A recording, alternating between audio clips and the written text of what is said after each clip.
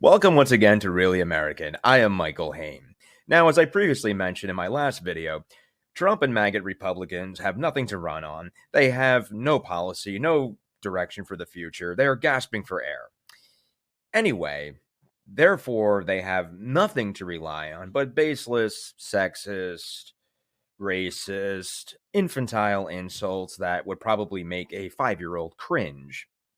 The latest is referring to Minnesota Governor and Kamala Harris's VP selection, Tim Walz, as Tampon Tim. I mean, after all, these are the same mutants that somehow thought, "Let's go Brandon," was comedy genius. Speaking of which, I believe that merch, "Let's Go Brandon," is now about as useful as Lauren Boebert as a contestant on Jeopardy. Anyway, Fox News' Jessica Tarlov, who's the only, I think, sane and rational person on that shit show network, laid into Republicans and her colleagues for this pathetic insult, which is going to blow back in their faces as always. Elections. Okay. Moving on to what I think was one of the more potent points, or I know will be one of the major plot lines in all of this. Tampon Tim? Tampon Tim. Yes, I would like to talk about it. Good. You know what? If you knew anything about the pink tax or how difficult it is for women when they have their period and they don't have access to tampons. It's not about pads. Women. They can get as many tampons as they want. That's not Give them free tampons. Jesse, it's the boys. I want to hear this. Go ahead. The point of having menstrual products available in a boys' bathroom is for 4th to 12th graders, I think, that if there is someone who identifies, if there is a biological female who identifies as a male and uses that, your laughing will be the undoing of your side. I'm telling you that, Jesse. It is but I highly doubt that. Okay. You're encouraging empathy, which we all admire, you go don't. into an irrational world. You don't admire it. I need to say something about the. Derp. Look at me. I'm a mediocre white incel douchebag. My face and personality is the cause of vaginal dryness. Somebody on Quora actually broke this down pretty well. This user says, here's one of those weird things when doing anything like this. It is much easier to put any useful item, such as tampon machines, changing tables, bins for trash and stalls, etc., and so in all bathrooms and only in some. That's probably why you see changing tables in men's bathrooms. This is a military thing and shows his background in the military. When you make something standard, you don't make any exceptions. You absolutely do not have to. If sidearms have a safety, you don't make an exception for ones carried by officers.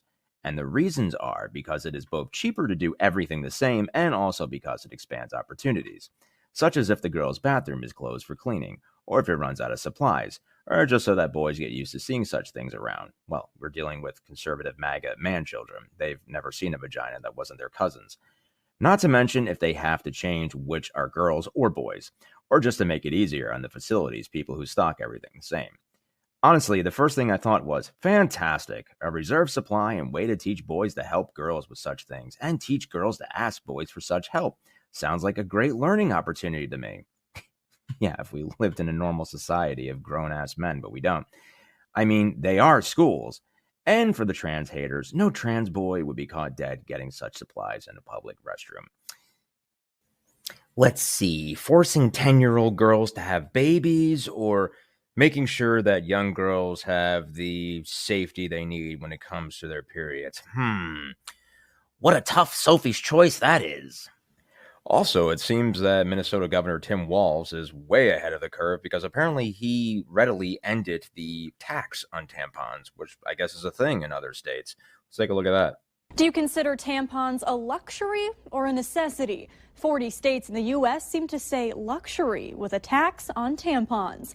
Thank you for joining us tonight. I'm Krista Baim. Products that are considered necessities, like food and medical supplies, are usually exempt from state sales taxes, but tampons and sanitary napkins are not on that list. The tax on this basic necessity adds up and also generates annual income for the states who use it, like North Dakota. Valley News Team's Giovanna Simic has more on what's being called a gender injustice. Tampon tax, a law that classifies tampons and pads as non-essential luxury items. It's a movement that began in Europe and is now picking up in the United States. Here in North Dakota, there's a sales tax on just about everything. Basically everything but prescription drugs, a couple items for diabetic equipment, and also bladder dysfunction equipment is subject to tax. Canada was the first major country to halt the sales tax on feminine hygiene products. Maryland, Massachusetts, Pennsylvania, Minnesota, and New Jersey are states that do not tax feminine hygiene products. The other 45 states either don't have a sales tax or don't consider tampons a necessity. A number of states do not have a specific exemption, but those that do exempt the product normally have something that was passed by the legislature that specifically exempts the feminine products, and we do not have that here in North Dakota. On average, women spend $70 to $100 on tampons and pads a year, something they don't consider a luxury. I think that it should be, because it is something I have to purchase every, and it seems medical to me every month. It's definitely a necessity. My daughter would be horrified if she couldn't use them. I feel like if women should be taxed for tampons, then men should be taxed for Viagra. In Fargo, Giovanna Simic, Valley News Live. For more information on the tampon tax in your state, you should contact your state legislators to learn more. If you believe menstrual products like tampons and pads should be or should not be subject to a state tax, it seems a majority of adult respondents said no, they should not be taxed. So once again, who would have thought that deranged maggot Republicans would be completely out of step with reality and what the people actually think in the year 2024? So maggots, what did you actually think was going to come of this? Did you think your infantile Dollar Tree joke was actually going to go anywhere? Did you think that it was going to convince moderates, independents, and suburban women like, hey, now we suddenly don't think these guys are complete and utter misogynist assholes? I think we're going to get behind them and support them now. Sign me up. I mean, is that the delusional? I mean, we know you're completely delulu. So which one is it? Because clearly this isn't working. Like everything, like all the garbage you've thrown at the wall and thought it was going to stick.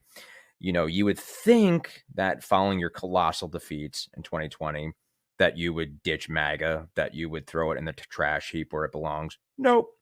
You would think in 2022, after your pathetic showing, big red wave, it wasn't even a red puddle, you would think you would ward off deranged extremist maggot agenda. Nope.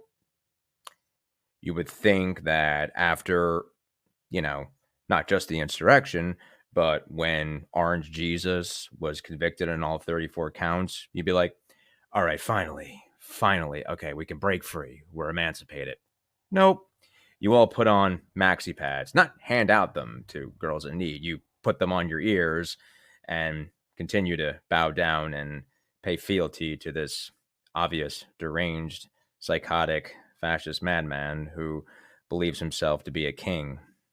So, how's that working out for you? Not too well. Well, folks, I'm Michael Haim. This is Really American. If you like our content, you know what to do. Hit that subscribe button.